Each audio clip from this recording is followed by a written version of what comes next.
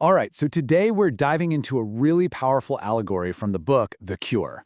It's basically a story about a traveler who hits a fork in the road, and this fork represents two completely different ways to live.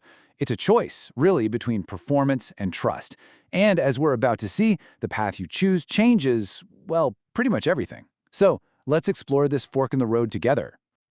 This question right here, this is the heart of the whole thing. I mean, think about it. It pushes back against that deep down need we all have to look like we've got it all together, to be fine. And it asks, what if real spiritual health isn't about being perfect, but about being authentic? Just keep this idea in the back of your mind as we go through the story. So let's set the scene. Our story starts with a traveler, someone on a journey, and all of a sudden, the path splits in two. They have to make a choice. And this isn't just some small detour. This is a huge decision that's going to define the rest of their journey, especially how they relate to God and to themselves. Okay, so at this fork, there are two signs. The one on the right just says, trusting God. Now, to our traveler, that sounds a little passive, right? Maybe even a bit lazy. I mean, how do you get anywhere by just trusting? But then you look at the path on the left. It says, pleasing God. Now, that sounds active. It sounds noble. It gives you a job to do. After all, isn't that what we're supposed to be doing? Trying to please God? It feels like the obvious, most sincere choice. So, of course, our traveler takes the left path, the path of pleasing God. It looks like a lot of other people have taken it, which feels comforting. And pretty soon, they come up to this huge, really impressive building. Stamped across the front in big bronze letters, it says, "Striving hard to be all God wants me to be." And that just feels right, doesn't it? It's about effort, it's about trying your best. So they walk inside, and the room is just filled with these beautiful, smiling people. And when you ask anyone how they're doing, the answer is always the same. Fine, just fine. But something's off. You start to notice people are wearing these really ornate masks. The conversations are all on the surface, super guarded, and you can just feel this unspoken pressure in the air to measure up. And before our traveler can even figure out what's going on, someone hands them a mask and kind of gestures for them to put it on. And this gets to the very core of how this place operates. The whole philosophy is that godliness is basically an equation you can solve. If I just do more of the right things and less of the wrong things, then bam, I'll be godly. But here's the tragic flaw in that thinking. It completely leaves grace out of the picture. It's all about what you can do, about your own effort. And living like this, it is absolutely exhausting. After a while, our traveler just feels this constant, crushing tension. This need to perform, to keep the mask perfectly in place. It creates this deep, profound loneliness. It feels like acceptance from everyone in the room and even from God is totally conditional. Like if you make one wrong move, if your mask slips for even a second, you'll be cast out.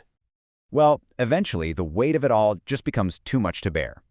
Totally disillusioned and just feeling crushed, our traveler slips out the door and walks all the way back to that fork in the road.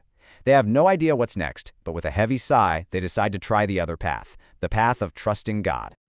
After a little while, a new building comes into view. This one feels different. It's simpler, warmer. And the words on the front read, "Living out of who God says I am." See the shift?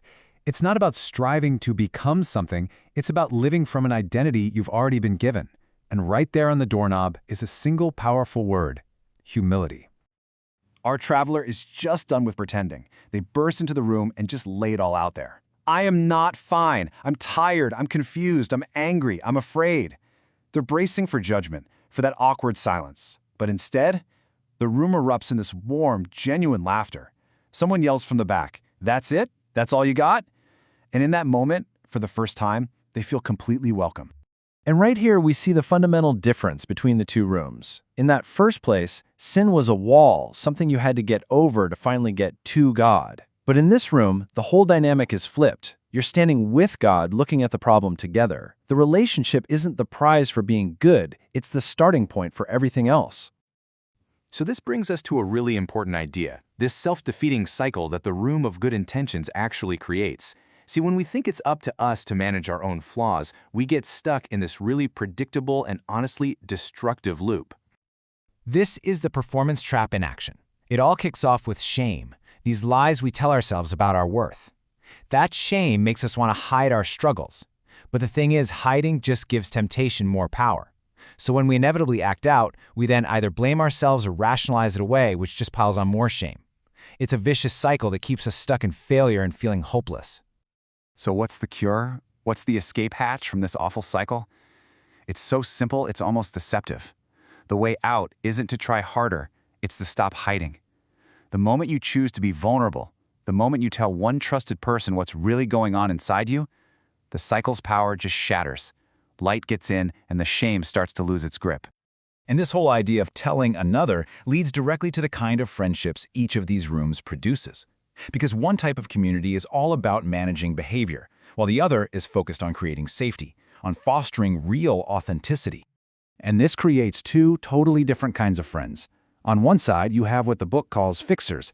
Their main goal is to fix your behavior. They demand accountability. And the result? You end up hiding from them. But on the other side, you have protectors. Their goal isn't to fix you, it's to create a space where nothing has to be hidden. They see you as a saint who still messes up sometimes. And the result of that kind of safety? That's where real healing and real trust happen. Okay, so why does all this matter so much? According to the source material, this whole journey into grace, it isn't just about us feeling better or getting our act together. No, it's about being released into something so much bigger. This sets up a really fascinating contrast. That first room, the room of good intentions, it's all about potential, what you can achieve through your own hard work and talent.